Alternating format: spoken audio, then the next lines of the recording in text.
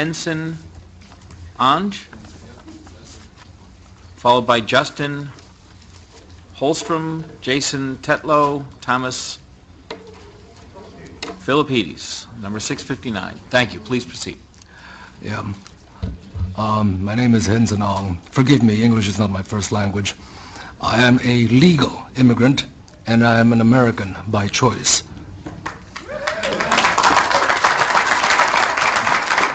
Thank you for giving me this opportunity to express my opinion and give my testimony in opposition to the majority of the proposed bills which do nothing to deter future crimes.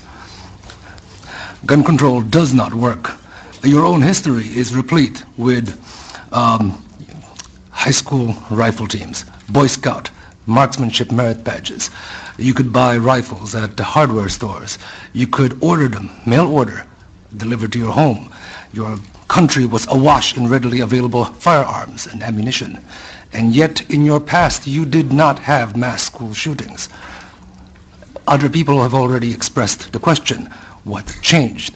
It was not that the availability of guns suddenly exploded or increased. It actually was decreased. What was changed was societal decay.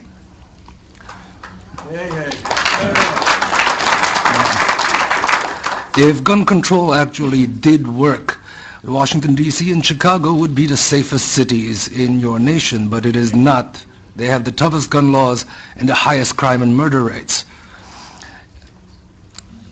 Now, some people have asked and called the AR-15. They called the AR-15 a weapon of mass killing. Well, it turns out that there are a few government agencies which disagree with that characterization.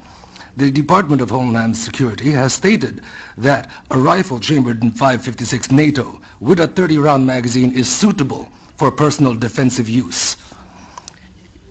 I have documentation on that. It is HSCEMS-1212-00011, solicitation for the Immigration and Customs Enforcement Agency. Now, who needs an AR-15 with 30-round mags? That question has also been brought up. And I would like to put forward that had the Koreans in the LA riots not had AR-15s and AK-47s with 30-round magazines and Ruger 30s, their businesses would have been burned to the ground like all of the other businesses in their neighborhoods. Theirs stood because they stood their ground. I would also put forward the conjecture that had the 10,000 students at Tiananmen Square not been unarmed, things may not have resulted in so many of them disappearing.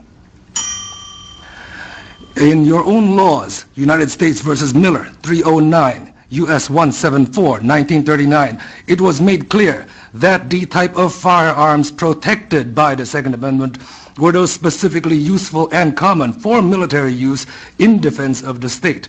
I would like to note that the state is not the government. The state is the people.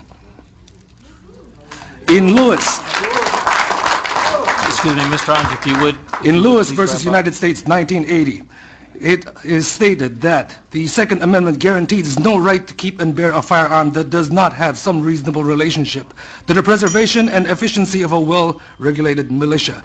It has nothing to do with hunting. The militia, as per the debates in the convention, shows plainly enough that it is composed of all males physically capable of acting in concert for common defense. And further, that ordinarily, when called for service, these men were expected to appear bearing arms supplied by themselves and of a kind in common use at the time. The AR-15 is the most common and popular rifle in America at this time. Would you please wrap up? I will wrap up. I would like to wrap up with a statement from Judge Andrew Kozinski in Silveria vs. Lockyer, 2003. My excellent colleagues have forgotten these bitter lessons of history. The prospect of tyranny may not grab the headlines the way vivid stories of gun crime usually do, but few saw the Third Reich coming until it was too late. The Second Amendment is a doomsday provision, one designed only for those exceptionally rare circumstances when all other rights have failed. A free people can only afford to make this mistake once. Thank you.